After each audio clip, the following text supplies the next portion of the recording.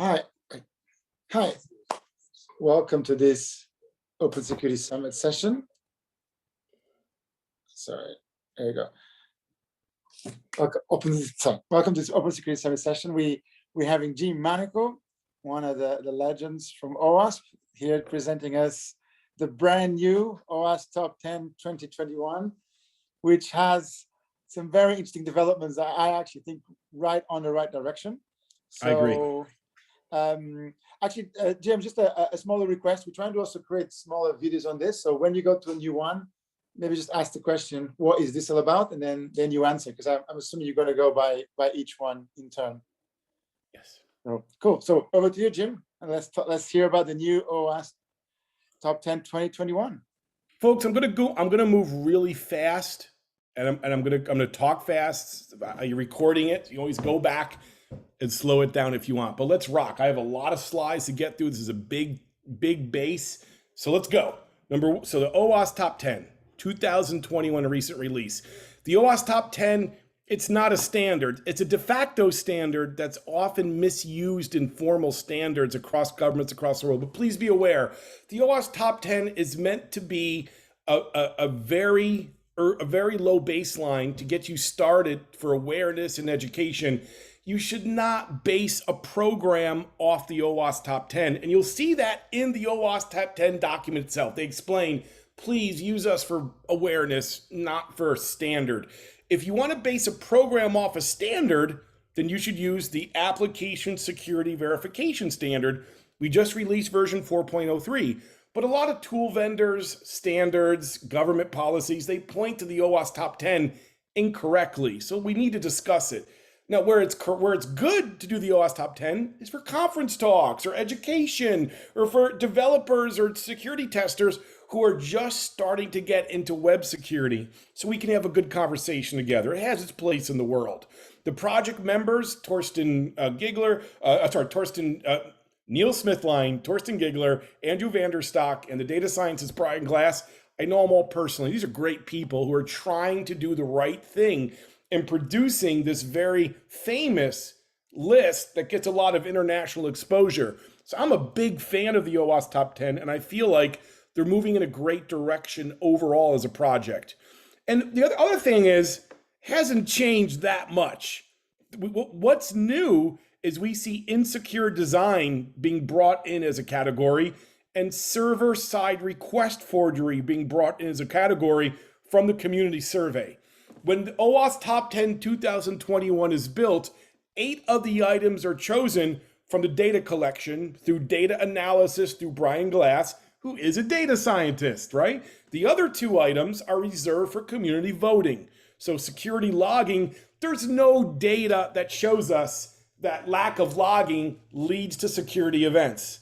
There's very little data showing that server-side request forgery is actually a problem.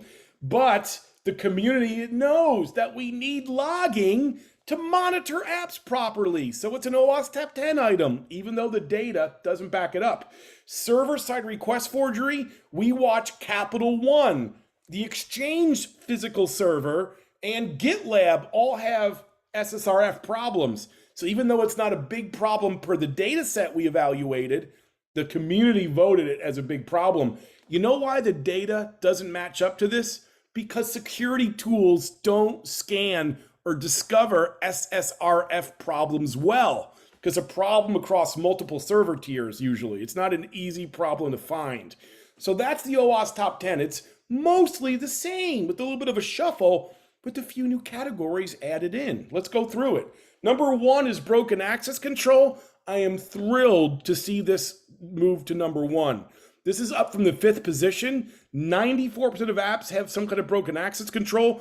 There are 34 common weakness enumerations that map to access control. The biggest problem is indirect object reference. This is where I go to an API and I change the ID and I can see different messages. And the problem is, under the hood, they're generating SQL that has no access control built in. So this is a really easy hack. Go to any API in the world that you have legal permission to do so, change the ID. If that gives me access to data that I shouldn't have access to, and we have an access control problem. The security industry calls this indirect object reference. It's just horizontal access control. IDOR makes no sense as a term. I'm sorry, it doesn't. For a developer, I think of this as data-specific access control or horizontal access control, a much better name for this problem. Last, here's how I fix the problem at the database level. I'm saying select data from messages where the ID is the message number and the owner or the recipient must be a user ID, which I get from session or a jot. Now, only the recipient or the sender at the database level is able to read that message.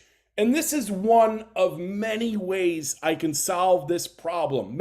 I can have all kinds of access control designs at higher levels. This is one of many ways to solve it, but this is the biggest problem in access control today.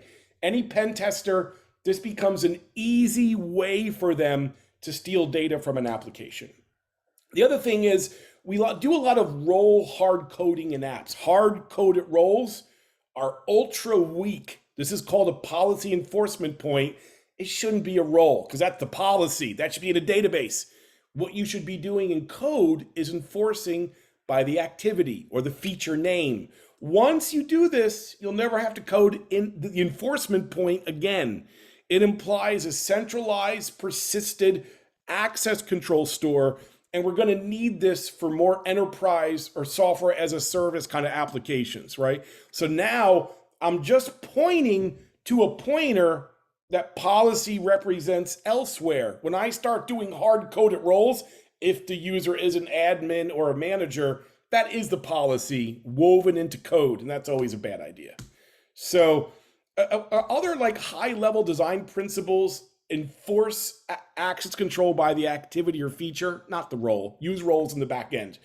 Implement some kind of data contextual access control to solve indirect object references in a generic way, so I don't have to build it from scratch every time as a developer. Your access control for real enterprise software should be centralized in a database of some kind with a filter, so every request must go through your access control layer. I also recommend get deny by default right. If something goes wrong, fails securely, use the right data for access control decisions. Like I've seen cookies with the role. I can edit the cookie, change the role, game over. Make sure your policy is on the back end. And if I change a user's role, like demote them away from an admin, that should take effect immediately. So be careful about access control entitlement caching and have grouping everywhere, grouping of users, data permissions, and so on. Here's the ASVS entry for access control. These requirements represent what I just talked about. Go ahead and review them. ASVS has about a dozen access control requirements. I think we can add a few more. Would love your feedback on that section. So here's a link to the authorization cheat sheet at the cheat sheet series, recent publication. Here's NIST 800-162. This is an American standard. Oh, say, can you see? American standard for access control that you all should read. Even if you don't like American standards, it is exceptional of trying to help the US government move from hard coding roles to more robust access control. A very good read, regardless of where you're from. Also, we got ASVS's access control requirements. That's your homework for this area. All right, where are we? We're at the Open Security Summit. We're looking at the OWASP Top 10. My name's Jim Manico, and we're at A2, cryptographic failure. The original entry was sensitive data exposure, but that's a symptom, not a root cause. The root cause is you broke crypto in your implementation in some way. And we want to make sure that we push developer towards getting crypto right. If you get crypto right in the right places, there'll be less data exposed, right? So number one, use TLS everywhere. Don't tolerate plain text connection. Does anybody have a good reason to use HTTP? The answer is no. Don't use HTTP. You got to use HTTPS on everything, including inside of your intranet. There's no excuse to use HTTP for any reasonable reason. Also, you can use additional standards like certificate of authority authorization, strict transport security, use modern ephemeral cipher suites, use TLS 1, 2, or above, and TLS has gotten radically better in a short amount of time, so use it everywhere in a well-configured way. Also, as we move to JSON Web Tokens, crypto is more important in application security than ever before. You got to understand key life cycle from generation, establish it in software, storing it for use, revoking it, updating it. Key life cycle is so hard. If you go to the world's best cryptographer and say, how do I manage keys? They'll laugh and say, that's your problem, not mine. So this is an application problem that's not solved well. We're trying to figure it out. What's great for application developers is secrets management potential to store your key in a proper key vault is now the norm. Amazon Key Management, HashiCorp Vault, it's a party. There's all kinds of ways to store secrets in an isolated way so we can act on them without giving them to developers. Also, don't write crypto code by hand. Here's Google Tink. Google Tink is one of the best cross-platform crypto libraries. It makes it much harder to misuse cryptography. And I can now do encrypt in Java and decrypt in Android. It's all interoperable. Java, Android, C++, Objective-C, Go, and Python, great languages, right? We also have libsodium, another great applied crypto library for the C-level crowd. Don't write crypto by hand. Use a well-vetted library and keep it up to date. At OWASP, we have the transport layer cheat sheet and the cryptographic storage cheat sheet, well maintained. We also have Dr. Wetter from Germany who has test SSL/SH. That's awesome. Dr. Wetter is a pain in the ass. It's all right, I love him. But what he does in this volunteerism for this script, no more swearing, Dennis, but this is an amazing open source contribution, even though he uses an unethical license. But SSL Labs, on the other hand, is another commercial service that's the de facto standard for evaluating TLS. It's really well done. Moving on. A3 is the injection category, which for the first time since 2003 has been moved down to to level 3 because we have so much knowledge on stopping and finding injection. There's other issues that are more important. We also took cross-site scripting, now that we know how to solve it, and merged it into injection, which I'm okay with, right? SQL injection is about inserting untrusted data into a query. It lets me run queries as if I was a developer. This is easy to find these problems in code. Don't build SQL with string building. That should never happen in a secure app. Instead, and by the way, you can't validate. Validation is not a complete strategy because this email address, it's valid and legal and active. You can email me there right now and I'll say believe when I get your email. But this is a valid email address, but it's dangerous. Look at and by the way, here's the regular expression defined in HTML5. And guess what I can use before the at? Single quote is right there. There's my single quote. Equal sign, no problem. Exclamation point, it's in there. There it is. Boom. So all these dangerous characters are legal, even for the most restrictive email standard I can find. It's still legal and it's active. You can email me there right now. Now watch this. Even valid data can cause injection. So many AppSec thinkers say, "Oh, input validation." No, that's not the right top level defense because this is a valid email address. I add it to a query.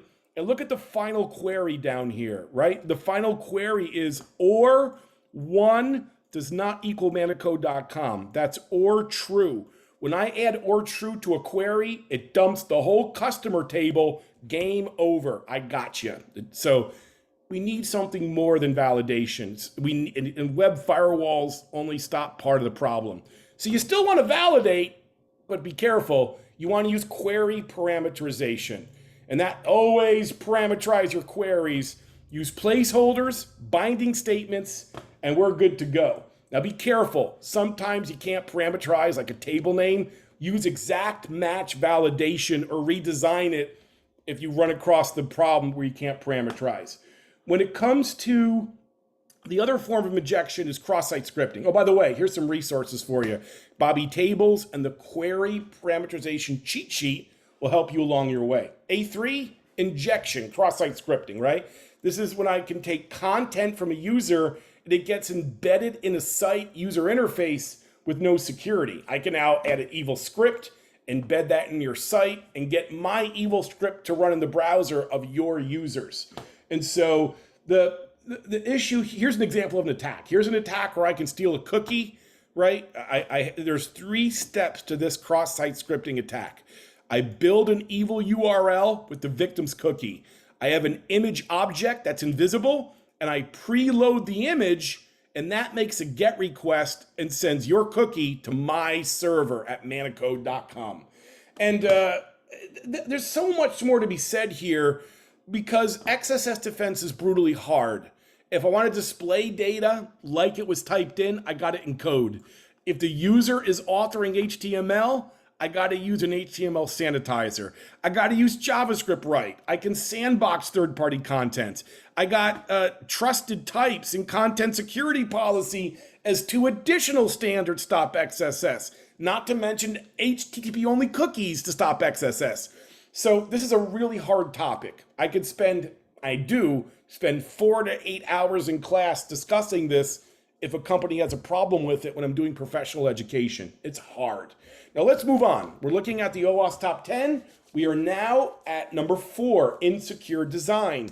This is a new category. I support it. It's about so many of the problems are not just low-level technical bugs. They're now architecture design or assumptions around trust models or underlying use of crypto in ways that's not just a crypto problem, also a misuse and design flaw. This is a nod to the threat modeling emerging industry where you want to do design review before making major architectural changes. What do you know? It's a good idea. So there's a lot of other people in the OWASP Foundation that talk about threat modeling. My favorite's Avi Duglin, who's one of the instructors.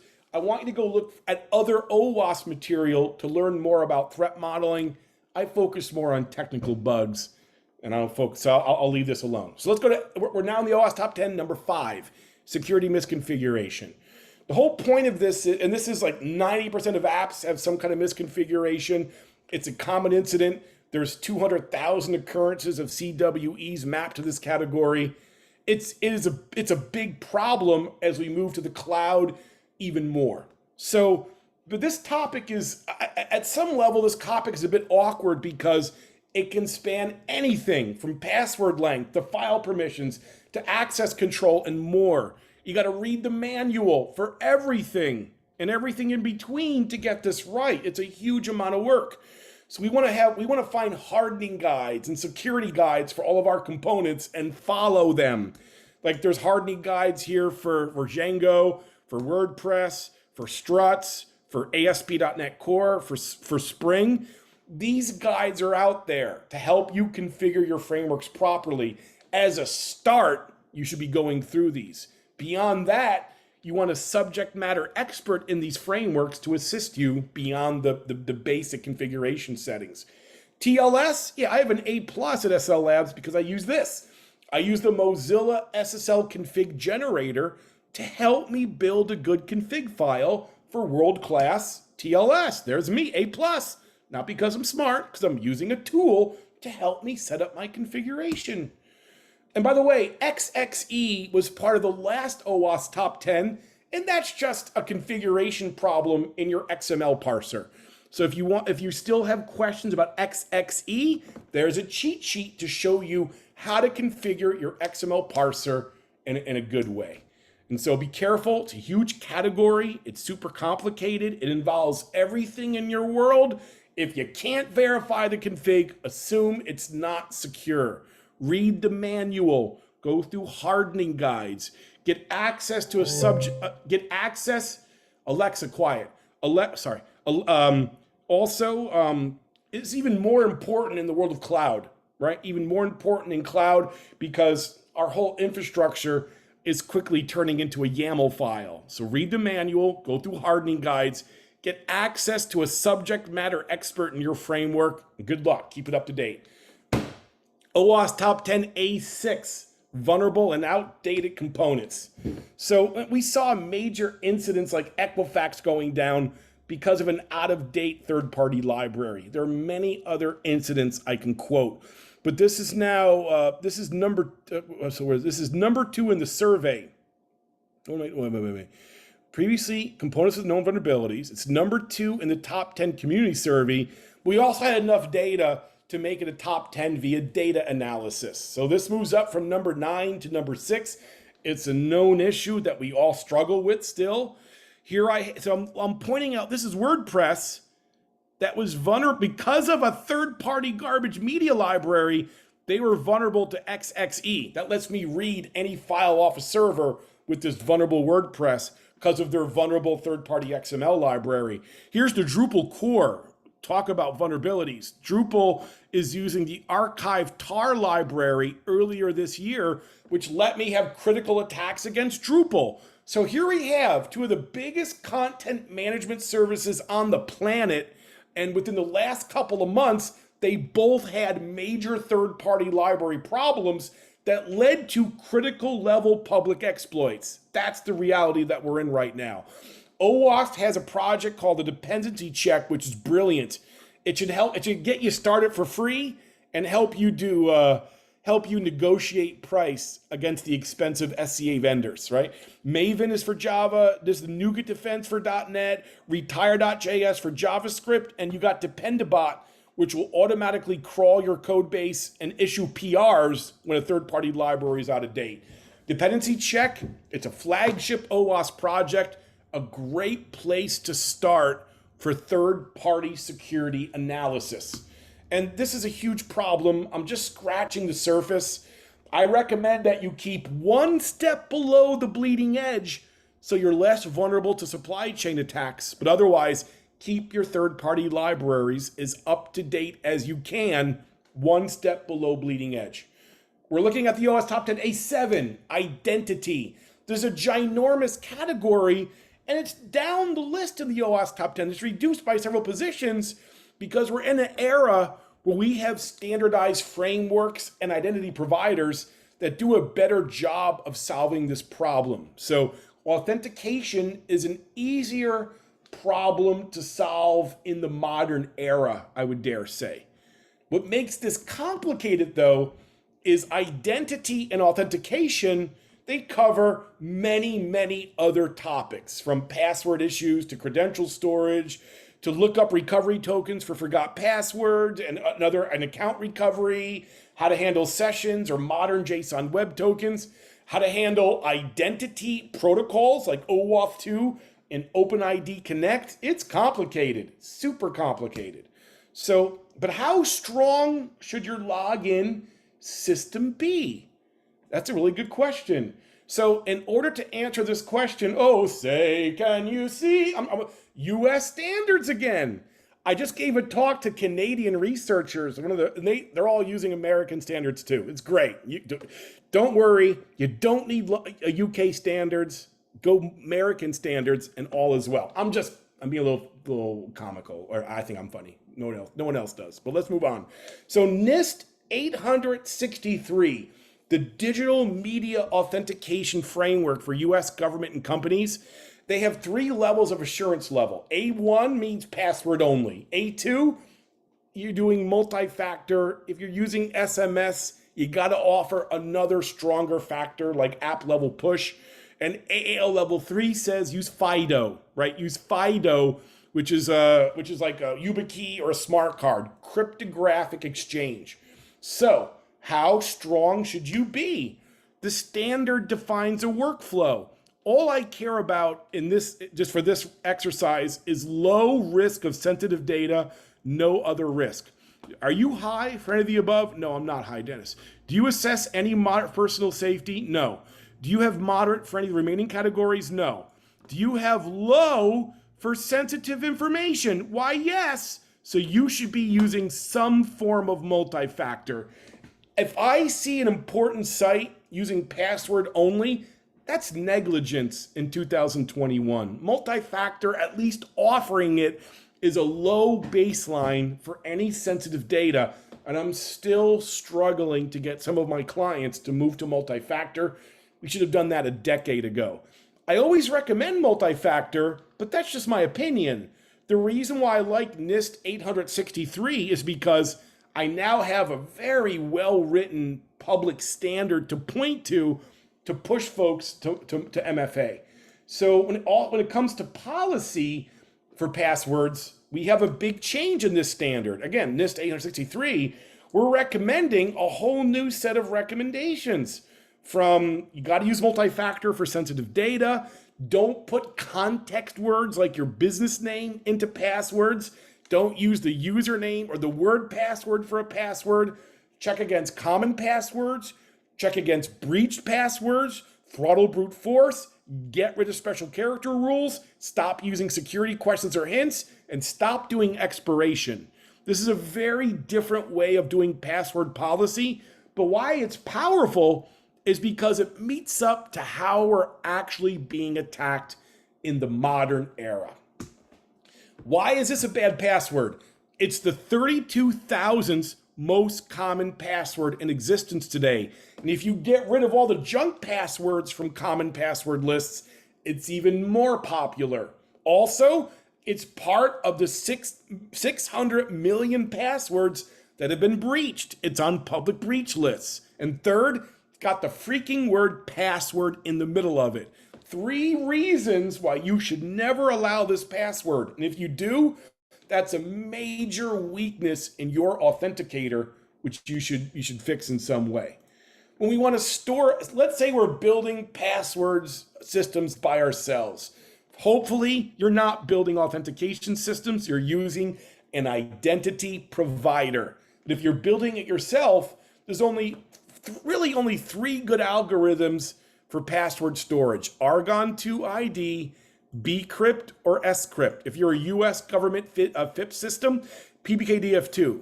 But I would use Argon 2 ID. If you look at the password storage cheat sheet, they'll give you, I worked with Scoob from the Hashcat team. It's the mathematician from Hashcat who gave me these very specific minimal recommendations around how you should configure your password storage algorithms.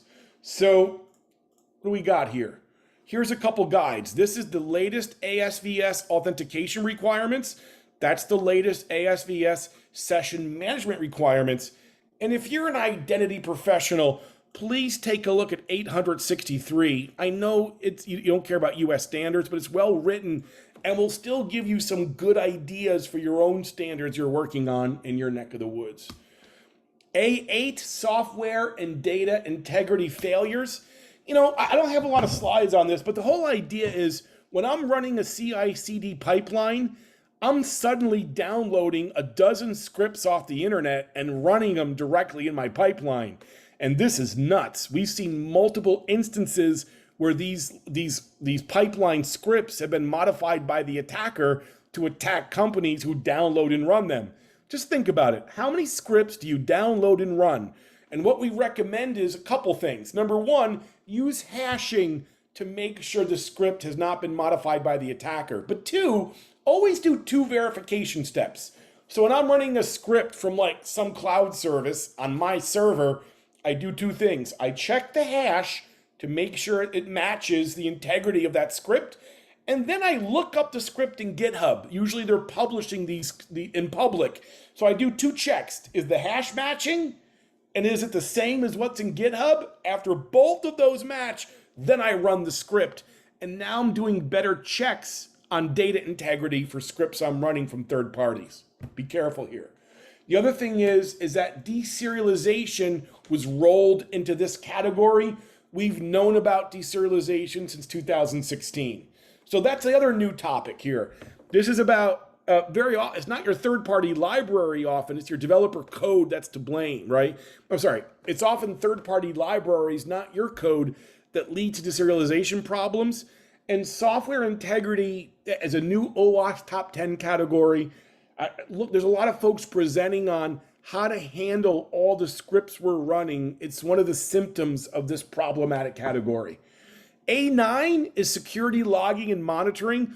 This was voted in by the community, and I think this is very reasonable. You should be doing security logging so we can identify security events to our SOC team.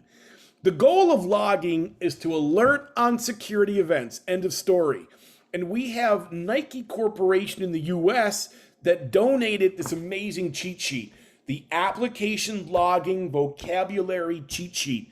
This gives us a huge list of events that dev teams should be logging in a real clear fashion.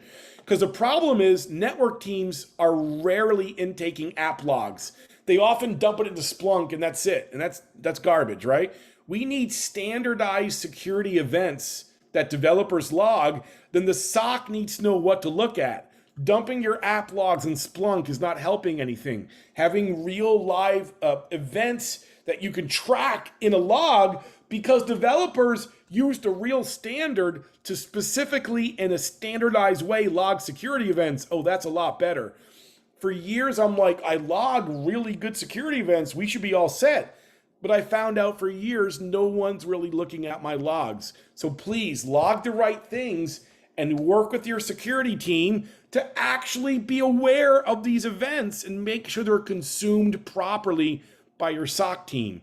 There's two cheat sheets. The app log cheat sheet and the basic logging cheat sheet are both good reads. Our last topic of the day is server-side request forgery, right? I'm moving fast. I have a keynote at OWASP coming up, and I'm doing this as a favor to Dennis, because I love Dennis. I'm gonna get in and get out so I can go prep for the keynote. Please forgive me for rushing, but I gotta. So A10, server-side request forgery, is also voted in by the community. The data didn't back this one up. And I agree with this call. SSRF is a pretty big exploit potential. It's even more of a problem with cloud services. And we saw the first big event about 2 years ago when Capital One had 100 million credit card applications stolen. This is the standard location for your Amazon Web Service WAF's credential file. And what happened was Capital One was using a parameter that caused the server to load and embed a resource. And the attacker just changed the URL and Capital One to be this known standard Amazon Web Service WAF file, was able to steal credentials from Capital One and then log in and steal 100 million applications out of the S3 bucket for Capital One's Amazon setup. This is a big deal. There are a lot of people who are talking about this. Orange Tsai is my favorite researcher. Orange, like the orange fruit, Tsai has several YouTubes on this to get more detail. I'll link to him in a second. GitHub had a major SSRF this year. Exchange through proxy login had a mammoth global SSRF in the Exchange server. I've given up on running my own Exchange servers. I'm big into Office 365. It's way more secure to use a cloud service for email, in my opinion. I don't want to run email servers anymore. Here's the actual attack. I'm not going to go through it, but this lets me attack an internal network with SSRF. Here's another way to do it. When I'm attacking an internal service, let's say I'm sending data at step A and adding it to a URL in step B. It looked like this: new URL, my internal site, data, and there's the parameter. It's easy to attack this. As the attacker, they're expecting a number, but this is just an open string parameter that I add this variable to the URL directly right there. Here's my attack, path traversal, and there's the final URL, admin report global. Boom. And this assumes you got bad access control and bad identity on the back end as well. To stop, and you should be URL encoding like this, right? If you're going to add a variable to a URL, encode for URI path or encode for URI parameter. So you're building a URL that your server used to load resources properly using proper URL creation standards. Yeah. So here's the solution. URL encode a parameter that you add to a URL fragment. Or in the case of Capital One, if you're taking a whole URL, validate it to make sure it's a legal URL for your application. Here are some resources that we see. I really want you to watch the Orange to Sci work here at Black Hat and DEF CON. These are the first big talks about server-side request forgery. They're outstanding. And a lot of the world didn't believe him that this is a problem. Jump ahead 3 years later, and we see Equifax and all the exchange users going down because of this problem. Believe me, it's real. Its place on the OWASP Top 10 is just. A few notes. You want great authentication on all of your backend APIs. You want great access control on your backend APIs. And if you have a URL with a parameter, if you have a parameter that's a full URL that your server acts on, do strong URL validation. Also, try to avoid taking a parameter that's a full URL that your server then acts upon. That was a bad design at Capital One. And when you're building a URL for microservice request, build it safely with URL encoding of added parameters. Also, this is a Netflix trick. On any individual service, you can set up network controls and say this service may only make an outbound request to these other services. And now if I'm tricking a service into loading a different resource from a different domain, they're blocked from doing so. I don't like to depend on network security for my architecture, but it does help.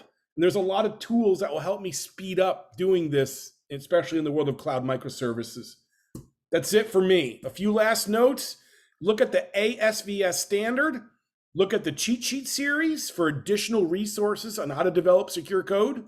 Also, we have the OWASP ZAP project, dependency check, and the OWASP testing guide to help you along your way in being a better tester to find security bugs in your applications. Stick a fork in me, I'm done. Does anybody have any questions about anything I talked about? Great stuff. I have a couple of questions, but I think Ben, you said you had a couple of questions. Should be able to ask them now. Oh yeah, sorry, I'm mute now. No, that's great. I mean, I think it's really good to get an update. So on the ASVS side of things, I mean, you talked about this. I mean, how do you link these two together? You talked about how with the top 10. No, first of all, you don't want to link them together. And let me explain why. Hang on for a sec. Let me break out of here. Let's actually go to the OWASP Top 10, right? These are separate artifacts. In fact, the OWASP Top 10 addresses this question in the OWASP Top 10 document itself. And I'm going to go there right now. So how to use it. So the idea is, if you want to do training, OWASP Top 10 is entry level only, and the ASVS is comprehensive. If you want to do design and architecture, OWASP Top 10 occasionally is going to help you, but you want the ASVS to help you. If you want a coding standard, secure code review, or peer review checklist, OWASP Top 10 is a bare minimum. Don't use it. You want to use ASVS. Do you get the idea? For any real use, design, secure code, unit testing, integration testing, penetration testing, tool support, so secure the supply chain, it's all about ASVS as a comprehensive standard. The OWASP Top 10 is a awareness doc only that's misused as a standard everywhere. So you don't correlate. You read the OWASP Top 10 once, and then you get rid of it, and then you read ASVS to actually run a program. That's how they're related. Thank you very much. It's not just me saying this. This is in the introduction to the OWASP Top 10 itself to really make sure that concept is well known. Thank you. Thank you, sir. Michael, my question from Michael Furnham. Insecure design is a very wide issue. What's your recommendations? Any sheets? Go. Yeah, let's go look at. Go look at the threat modeling topics at OWASP.